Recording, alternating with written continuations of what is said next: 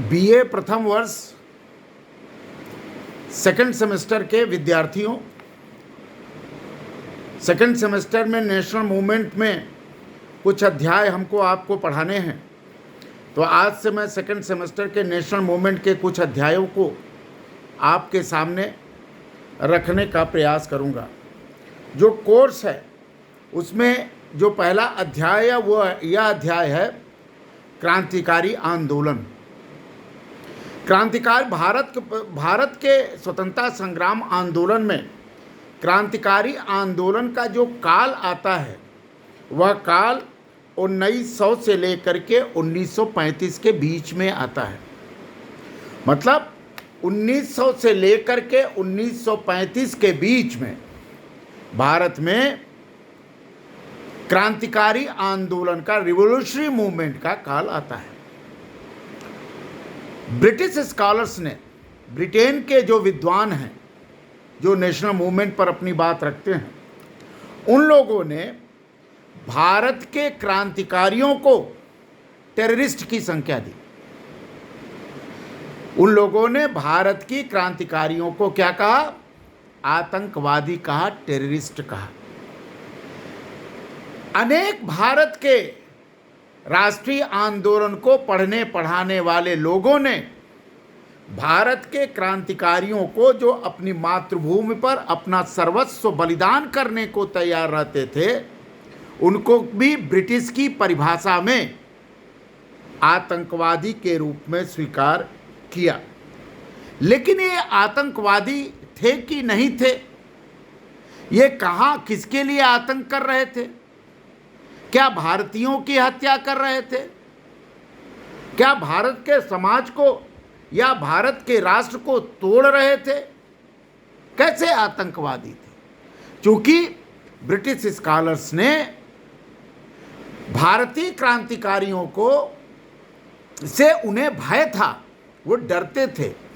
भारतीय क्रांतिकारियों के बलिदान, राष्ट्र के प्रति उनका समर्पण, राष्ट्र के प्रति उनका व्यामोह और सब कुछ राष्ट्र भारत माता को समर्पित करने का अदम्य साहस जो भारतीय क्रांतिकारियों को था, उनके इस गुण से ब्रिटिश विद्वान हमेशा डरते रहे हैं। और आधुनिक विद्वान जो भारत में ब्रिटिश प्रभावित विद्वान हैं, जो पश्चिमी अवधारणाओं को अपना माई बाप समझते हैं, जो पश्चिमी अवधारणाओं को भारत में ले आना चाहते हैं, ऐसे भारतीय विद्वान भी ब्रिटिश विद्वानों की बात का समर्थन करते हैं। वास्तव में जो भारतीय क्रांतिकारी थे वे राष्ट्रवादी थे। वे राष्ट्रवाद के अनुप्रेरित होकर के क्रांतिकारी बनते थे। सुभाष चंद्र बोस ने इन क्रांतिकारियों की अच्छी परिभाषा की। सुभाष चंद्र बोस ने कहा कि क्रांतिकारियों का अंतिम उद्देश्य आतंकवाद फैलाना नहीं था। क्रांतिकारियों का अंतिम उद्देश्य क्रांति करना था, और क्रांति का उद्देश्य था भारत में भारतीयों की राष्ट्रीय सरकार की स्थापना करना। यह क्रांतिकारियों का ध्येय था।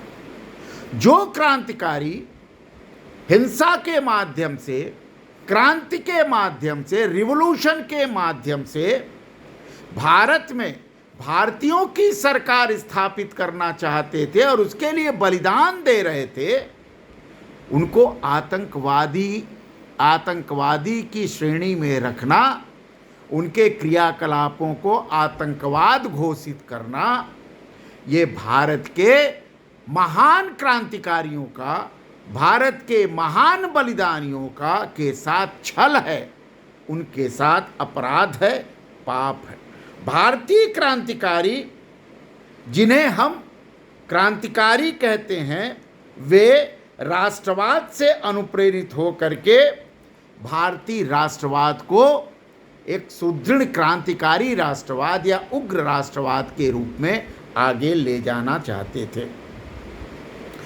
इन आधारों पर जो भारत में क्रांतिकारियों की राजनीति थी, उस क्रांतिकारियों की राजनीति का जन्म अतिवादी राजनीति के कारण से हुआ। इसलिए तिलक को गरम दल का माना जाता है, क्योंकि तिलक उग्रवादी थे।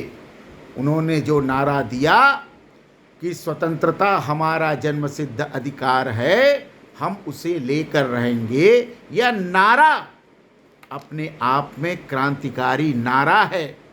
यह नारा अपने आप में राष्ट्रवादी नारा है।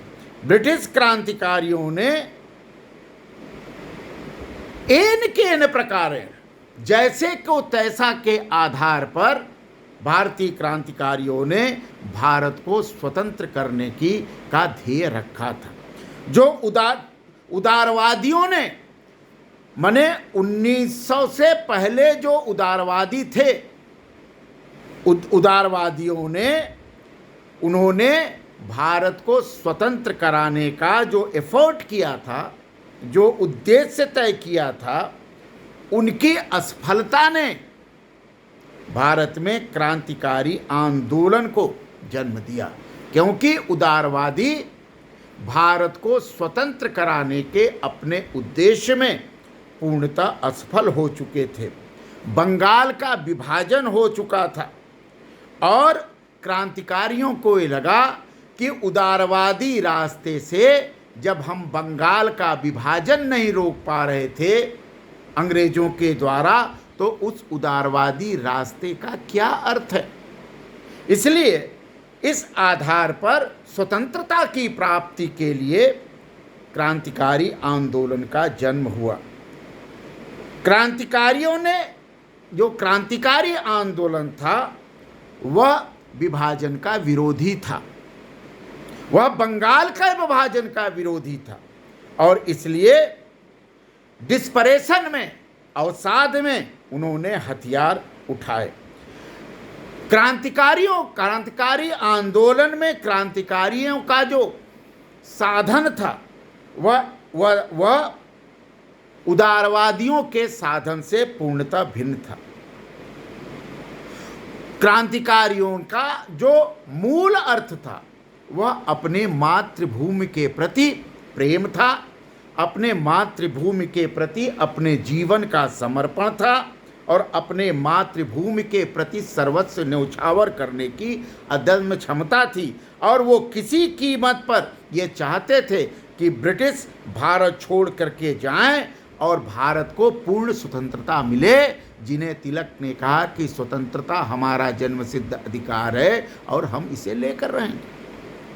और क्रांतिकारियों ने इसके लिए संवैधानिक रास्ता नहीं अपनाया, क्रांतिकारियों ने इसके लिए वायलेंट मीन्स का उपयोग किया, हिंसात्मक रास्ता अपनाया। भारत में उस समय एक जो समूह था, युवाओं का समूह था, वो ब्रिटिशों के साथ आर पार की लड़ाई लड़ना चाहता था, आमने सामने की लड़ाई लड़ना चाहता था। और जो विदेशी भारत में आ गए थे उनको बाहर करना चाहता था। उदारवादी क्या थे, वो ब्रिटिशों को अपना दोस्त मानते थे। गोपाल कृष्ण गोखले ने कहा कि ब्रिटिश साम्राज्य भारत के लिए वरदान है। इस तरह के भावों को क्रांतिकारी स्वीकार करने को तैयार नहीं थे, इसलिए उन्होंने बार बार हिंसात्मक रास्ते को अपनाया। दोनों ने, यद्यपि क्रांतिकारियों का भी उद्देश्य और उग्रवादियों का भी, क्रांतिकारियों का भी और उदारवादियों का भी उद्देश्य, दोनों का उद्देश्य यह था कि ब्रिटिश भारत को जल्दी से जल्दी स्वतंत्र कर दे। क्रांतिकारियों ने अनेक गुप्त समाजों की रचना की, उन्होंने प्रोपेगेंडा किया, क्रांतिकारी विचारों को आगे बढ़ाया, न्यूज़पेपर और पंपलेट्स के माध्यम से, किताबों के माध्यम से क्रांतिकारी विचारों को प्रचलित करने, प्रसारित करने का प्रयास किया। उन्होंने बम को बनाए अदर फायर आर्म्स को बनाए, अदर आग्नेयास्त्र को बनाए। यहां तक कि विदेशों से उन्होंने आग्नेयास्त्र या फायर आर्म्स आयात भी किए, उसको कलेक्ट भी किए और अनेक बार ब्रिटिश अधिकारियों की हत्याएं भी की। सशस्त्र क्रांति का समर्थन वो करते थे। महाराष्ट्र में, बंगाल में, पंजाब में इनके सेंटर थे, इनके केंद्र थे। बाद में बिहार में भी, उत्तर प्रदेश में भी, राजस्थान में भी, उड़ीसा में भी, दिल्ली में भी, मध्य प्रदेश में भी, मद्रास में भी, इन जगहों पर भी क्रांतिकारी आंदोलन को आंदोलनकारियों ने अपने केंद्र बनाए और उन्होंने अपने हिंसात्मक गतिविधियों को उन क्षेत्रों में फैलाने का काम किया। यहीं तक नहीं, भारत के भीतर ही नहीं, भारत के बाहर भी, जैसे ब्रिटेन में, फ्रांस में, अमेरिका में, जर्मनी में, चाइना में, जापान में, थाईलैंड में, सिंगापुर में भी उन्होंने अपने क्रांतिकारियों ने अपने क्रांतिकारी विचारों को फैलाया और वहाँ भी अपनी गतिविधियाँ जारी की। ये रिवोल्यूशनरी, भारत के ये रिवोल्यूशनरी, ये क्रांतिकारी, इन्होंने विदेश से भी सहायता ली, भारत के भीतर से भी सहायता ली और वो चाहते थे कि भारत में एक व्यापक क्रांति का जन्म हो और यह क्रांति का जन्म विदेशी सहायता से भी हो। डॉक्टर आरसी मजूमदार ने वासुदेव बलवंत फडके, आरसी मजूमदार वासुदेव बलवंत फडके पहले आदमी थे जिन्होंने महाराष्ट्र में गुप्त क्रांतिकारी समाज की स्थापना की और ब्रिटिशों के खिलाफ सशस्त्र क्रांति की घोषणा की। 1896 से 1857 में दामोदर हरि एंड बालकृष्ण हरि ने, दामोदर हरि, बालकृष्ण हरि, जिन्हें चापेकर बंधु के नाम से कहा जाता था, उन्होंने व्यायाम मंडल की स्थापना महाराष्ट्र में की। यह व्यायाम मंडल क्रांतिकारी आंदोलन का केंद्र था। 1857 में उन्हें फांसी की सजा दे दी गई। उसके बाद बंकिम, उनके भाई बालकृष्ण हरि और 2 अन्य सदस्यों ने व्यायामशाला की स्थापना की और यह व्यायामशाला क्रांतिकारियों का अड्डा था। तो ये क्रांतिकारी किस तरह काम करते थे, ये मैं कल इसको आगे बढ़ाने की बात करूँगा।